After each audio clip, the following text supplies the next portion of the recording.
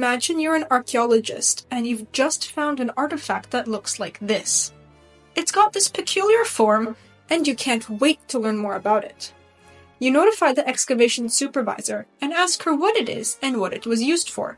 And she replies, it's a dodecahedron, but its purpose remains a big mystery. I'm Madam Archaeologist, your go-to informant on everything archaeology, and welcome to part 2 of Unsolved Archaeological Mysteries. Archaeology has significantly improved our understanding of the past. However, many questions remain unanswered.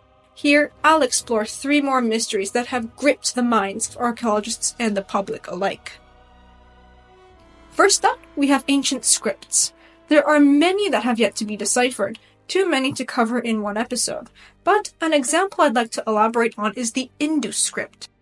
The Indus civilization arose around 2500 BC and is geographically located in South Asia, mainly in the areas of present-day northwestern India and Pakistan.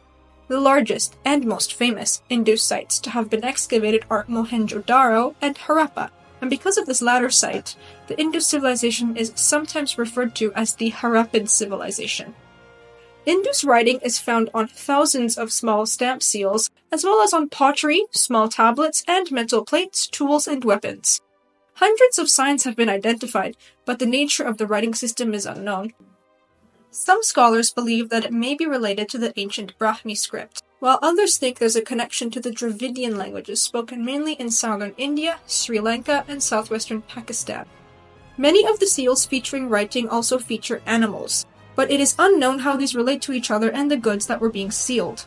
It's likely that the seals feature names, titles, or places, given that the inscriptions are short, but we don't know for sure. I'm personally interested in finding out what messages were scratched onto the wet pots before they were fired. When the Indus script finally gets deciphered, it will definitely be one of the most sensational discoveries of the year. For the second mystery, we have a series of enigmatic sites in Laos collectively known as the Plain of Jars. Here, thousands of gigantic carved stone jars measuring 1 to 3 meters in height scatter the landscape, appearing on their own or in groups of up to several hundred. Local legend has it that the megalithic jars were the wine glasses of the gods. But little is known about them archaeologically, including who made them, when they date to, and why they were built, making them one of Laos's most puzzling archaeological mysteries. Research has unfortunately been hindered by the fact that the landscape is full of unexploded ordnance, but archaeologists have been able to do a bit of exploring. It was originally thought that the jars were related to Iron Age funerary practices, which dates from about 500 BC to 500 AD in this region. This was because human remains were found in some of the jars, but this interpretation is not by any means conclusive, especially since less than 10% of the total area has been explored by archaeologists. The Plain of Jars is divided into 11 sites, but only sites 1, 2, and 52 have been excavated. 2 types of material have also been scientifically dated. 1, materials underneath the jars in an attempt to date their placement directly, and 2, remains of human activity around the jars, including the remains of buried humans themselves. However, the dating results have only complicated the timeline. One radiocarbon study on activity-related materials yielded dates ranging between 7,577 to 7,079 Cal BC and 1027 to 1220 Cal AD, which is too broad a time span to give us any clear indications of when the jars were placed, while the direct dating of a skull that was dug up suggests that people might have been buried in the Plain of Jars area from at least the late 3rd or 2nd millennium BC. Whether the skull is from the group of people responsible for placing the jars is unknown. More recent scientific dating work has shown that some of the jars at Site 2 were likely placed between 1240 and 660 BC. Meanwhile, human activity in the Plain of Jars continued all the way to the historic period, between the 8th and 13th centuries AD, based on scientific dates obtained from skeletons excavated at Site 1. Other dates don't make things any clearer. Archaeologists also radiocarbon dated charcoal beneath one of the jars at Site 1, and results suggest that it may have been placed much later, in the 12th or 13th century AD. But there was disturbance from 2 burials nearby that yielded similar dates, so we're not sure whether we can rely on those dates as providing a terminus post quem for those jars. In other words, we're not sure if that's the earliest date they could have been placed. Taken together, these dates all complicate the timeline and render the identification of who was responsible for the construction of the jars quite difficult. Although at present it appears that the jars were likely placed much earlier than the burial of bodies in the area. With this limited dating evidence, the jars could have been the collective work of several groups of people, forming over a long period of time, but on the other hand, the stylistic and morphological similarities of the jars suggest that they were built by the same culture.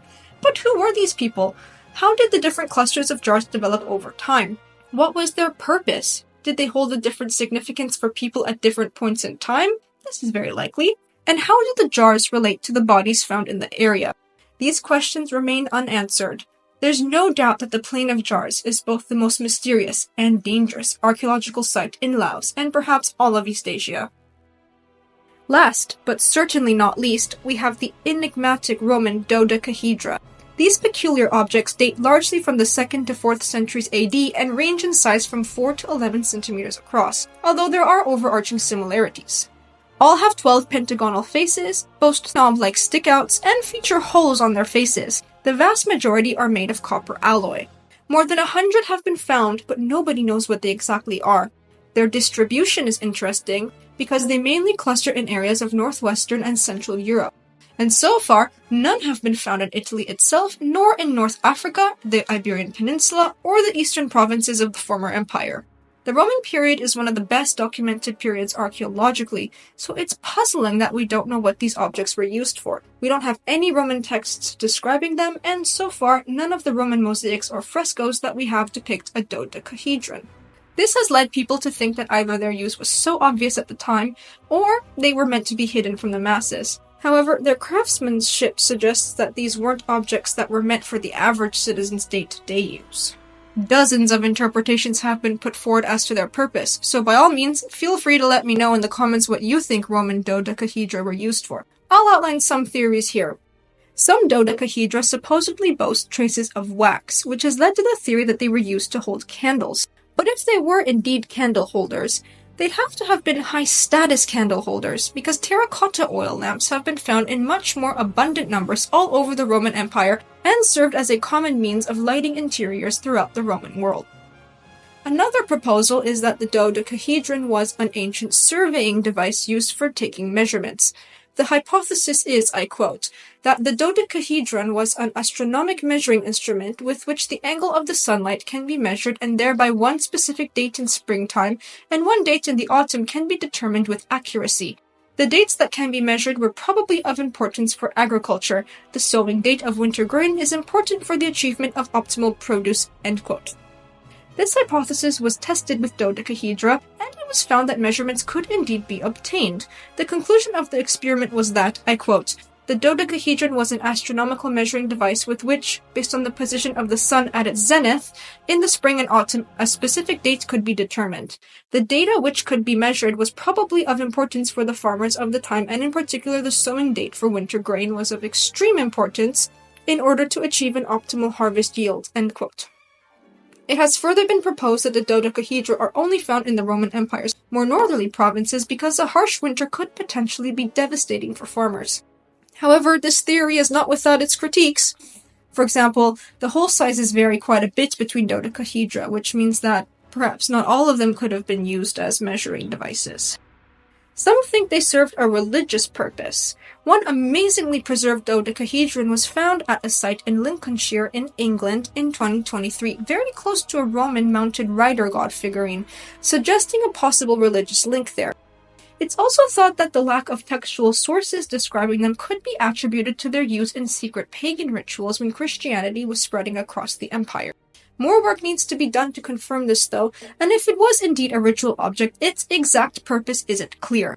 And in general, dodecahedra have been found in a variety of contexts, from Roman baths and theaters used by civilians to military camps and temples and tombs.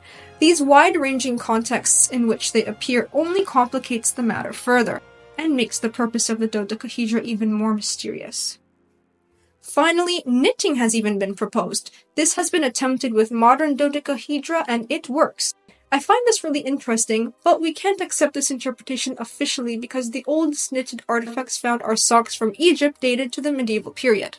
However, we know that a different technique using one needle, called nail-binding, was employed during the Roman period, so the dodecahedron could easily be an early knitting device. We just don't have any archaeological evidence that confirms it.